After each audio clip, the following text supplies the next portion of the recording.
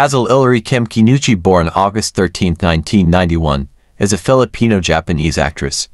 She is also known as Zoe Tanyeg in Abat Kame na Pangarap and the lead villain Betsy Morales in My Father's Wife. She rose to fame after joining a televised hit reality show in Pinoy Big Brother in 2010. In 2015, she played the role Miley Saniago via Oh My G. In 2022, she moved to GMA Network after 12 years with ABS-CBN. She appeared as Zoe Tanyeg, Bainitas via Abat Kame na Pangarap. Iuurong mo ang kaso kay Daddy. Ito ng firm without anyone questioning his credibility. Magkaiba ang hindi pwede sa ayaw. If you can't do that, then you can't help me. Ano gusto mo, mag-last mass tayo?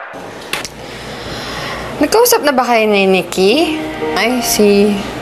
Well, I hope maging okay na siya. Huwag mo na ako dalang ng lunch kasi mayroon naman kaming luncheon meeting ng faculty eh. Di ba may lakad kami ng sister ko sa Monday? So, siya na lang muna susundan ko ngayon. Hindi ka naging parte nun. I think to cool you off. Ang hot mo kasi. Salamat. May problema ba tayo, Andrew?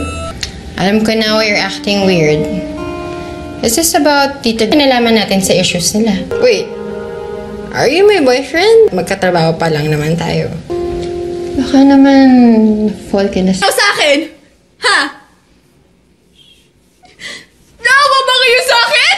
Saan na kayo naawa? Saan na talaga? Wala ho. No! Oh, no! Nakagawin ka na!